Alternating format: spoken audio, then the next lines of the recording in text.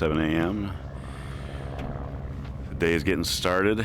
Everybody is prepping up their planes. The racers are doing last minute repairs and stuff. And I am gonna make some coffee.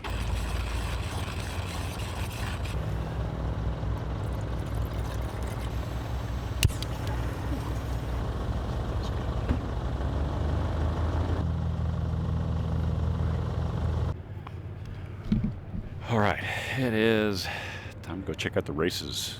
They've started racing, and I got my chair and my water, and let's go check out the STOL drag. It occurred to me that maybe not everyone knows what STOL drag is. STOL stands for short takeoff and landing. A lot of you already know that. STOL competitions traditionally are merely the measurement of your takeoff roll and the measurement of your landing roll. The shortest combination of the two wins the competition. STOL drag is an actual race. Now the way it works is there's a 2,000-foot course. Pilots will get off the ground as early as they can so that they can accelerate to their top speed as quickly as they can. At this point, they have to decide when they want to start slowing down, because they have to land on another line and come to a complete stop before they're allowed to turn around and come back for the second leg. On the backside, they want to do the same thing. However, unlike most other races, it does not end when you hit the finish line. It ends when your airplane has come to a complete stop. You'll see some very aggressive slips in the race, because that's the best way to bring an airplane from a high speed to a slow speed without really changing your trajectory. Another thing that's cool about the STOL drag racing scene is that it is fully experimental class, meaning every year you've got pilots trying new things, building new things on their airplanes to try to give them just the slightest edge. It's kind of like Formula One driving in that respect. All right, so hopefully that's some helpful background information for anybody who has not been introduced to STOL drag yet.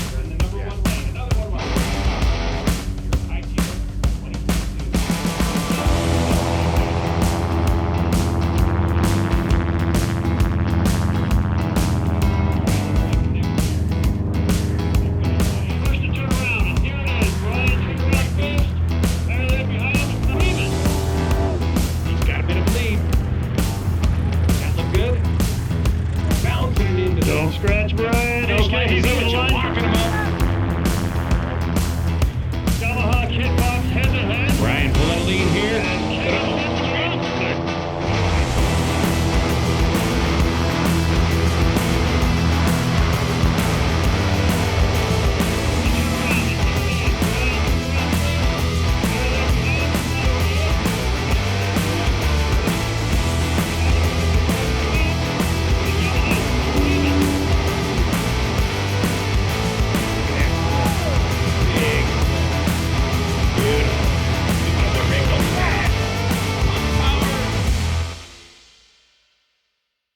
So Ryan, you guys might know better as Missionary bush pilot. He is a Kodiak pilot in Papua New Guinea.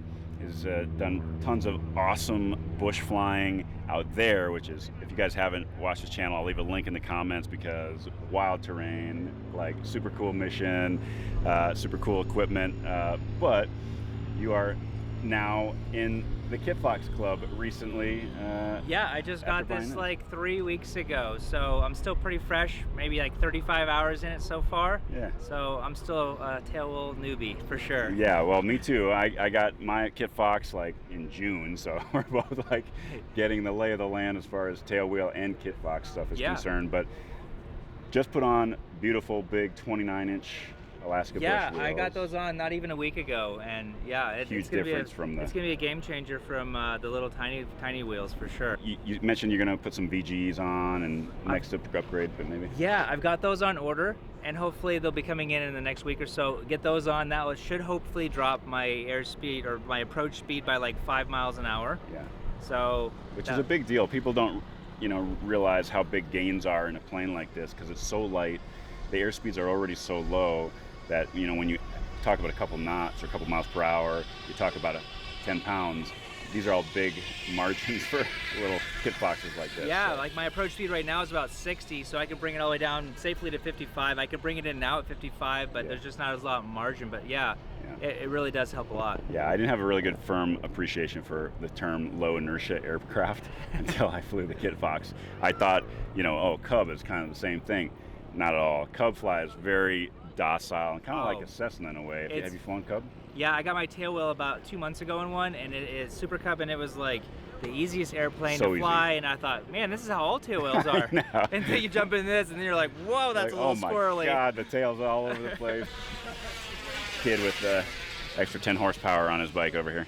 Well, awesome. It's super fun to meet you because I love your videos, man. Well, great. And I appreciate that. super fun to meet another person in the KitFox community. Man, you learn so much from each other. Only so much the internet can give you until you start meeting people and talking to people. So Yeah, well, hopefully that KitFox community will grow as we make more videos and introduce people to this sport. And I mean, really, that's what I want people to do is see through our videos and go, man, that looks like a lot of fun. I want to hang out with those guys. 100%. I got the bug from cats like Trent and other backcountry YouTubers, and I want to pay it forward and give other people the bug. Awesome. Hey, thanks for the chat. Yeah, and, glad to. We'll have to go flying sometime in Arizona or up would in the love Pacific to. Northwest, right? That'd be awesome. What's cool about Ryan's KitFox is the builder built a bunch of like glass airs, and so it put that kind of mark on the cowling of his KitFox. So this is like a one-off. No other KitFoxes are going to have this kind of thing. Not only the shape of the inlet, but it's completely hingeless. Like there's piano hinges inside, but you don't see any markings, any of the typical screws like mine or any other KitFox on the outside. It's so clean. It's such a cool look. I think it's such an awesome find that you'll always be able to recognize Ryan's KitFox with these cool, round glass air like inlets. I really got to get me some of these 29 inches too, because they're just massive. I can't even imagine 35-inch bush wheels or 31-inch bush wheels on a Cub, because these are just massive. All of this wood is getting burnt tonight at the bonfire right there.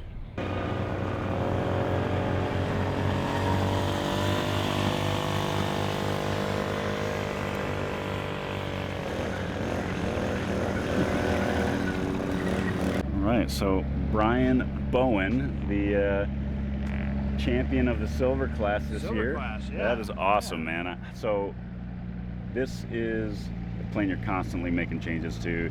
You have an awesome YouTube channel, Project KitFox. I'll leave a description or a link in the description, but you got the Yamaha Apex engine in there.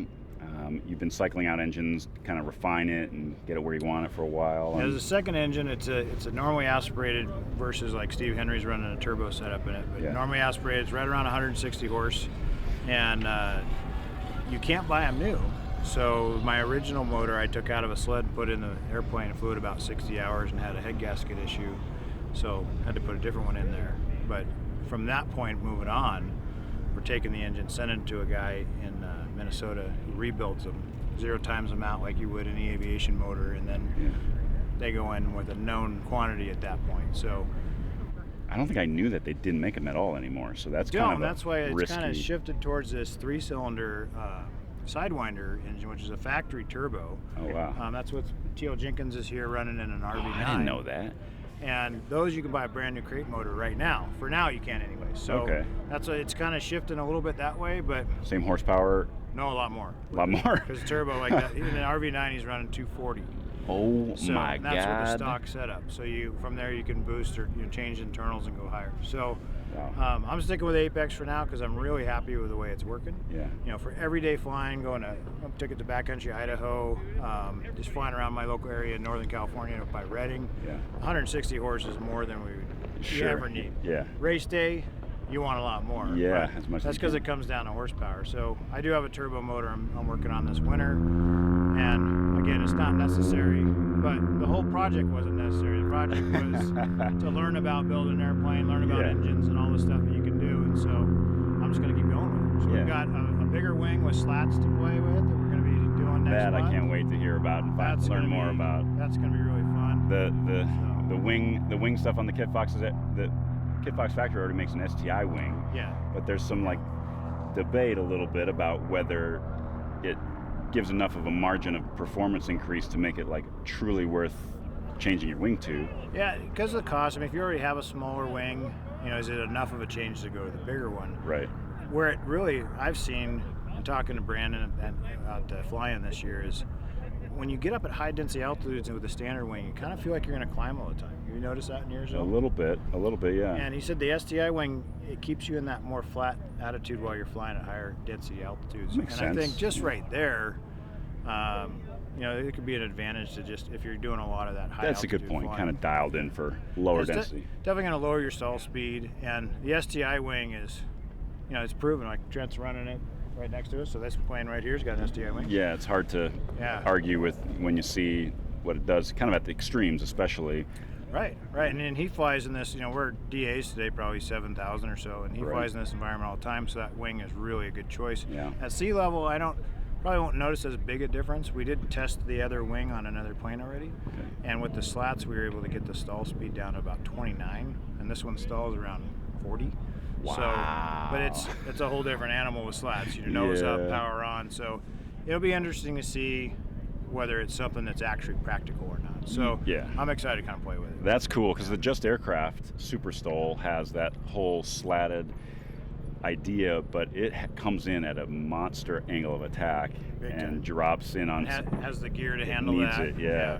So that'll be cool to see how that plays back and forth because you have big gear too, big tail gear. Not big tires right now, but Yeah, well, these So are race day specials. Yeah, these are the race day specials. But that'll be super fun to watch progress. I think all of us, especially new KitFox owners, are watching with great interest and admiration all the custom work and all the research that you do because you're very thorough with all of your build stuff and all of your experiments. Well, I like to make sure that there's as an amateur, as much documentation to show the advantages or disadvantages to a change. Yeah. Because the factory really puts out a fantastic product. For sure, yeah. And especially with their new STI with the Shock Monster landing gear, a 915 motor, it's just such a nice balanced machine. Yeah. I'm just trying to find ways to make it a little more extreme on one end or the other, and just to have fun. You can always Well, change it back. it looks like it turned out pretty good, seeing as you are now the silver class champion in the High Sierra. So congrats, man. Well, it's been a long road, and let me tell you, the guys that are interested in getting into STOL drags, it's a fantastic way to improve your flying skills. And I came out here 6 or 7 years ago in my KitFox 5 with a Lycoming 0290 in it, 8.5 tires on it, and I ran the STOL drags and just barely qualified for the main event, ended up 16th out of 16. Came back, worked my way up to maybe 12th.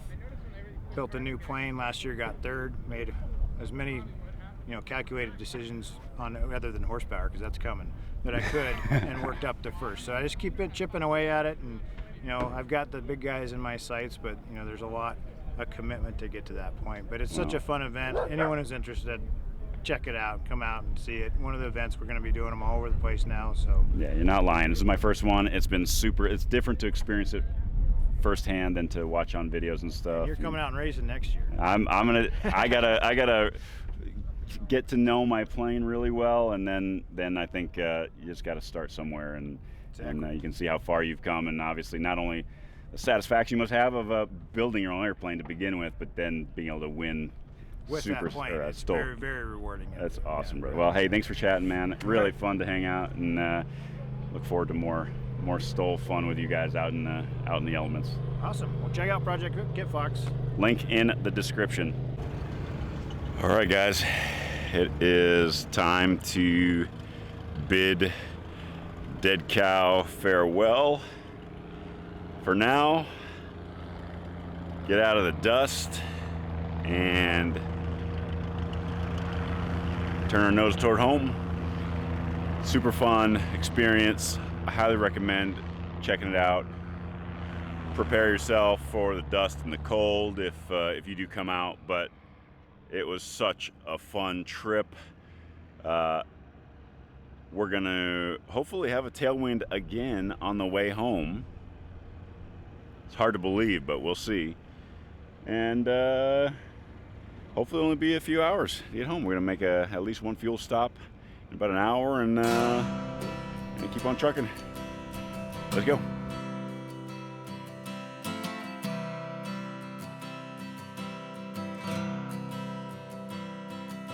You were never a winner, you were born to lose.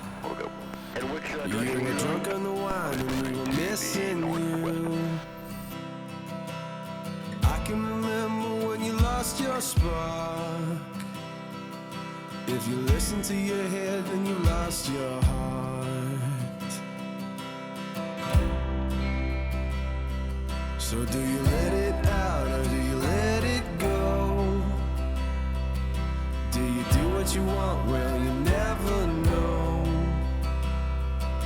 Put a smile on your face like you never cared. Sick of dreaming you could be out there. And it feels like I am on my own.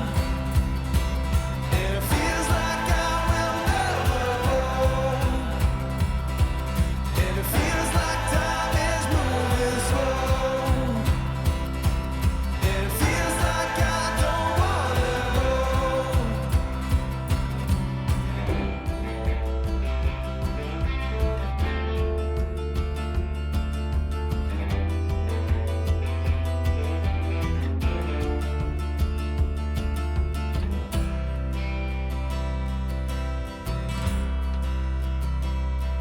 And now you're feeling older, can you be like them? She said, remember the times when you would talk like them. But now you're older, you should try your best. We're gonna keep on going, put our minds at rest. And it feels like I am on my own. And it feels like I will never go. And it feels like time is moving slow. You make me feel. And it feels like I don't wanna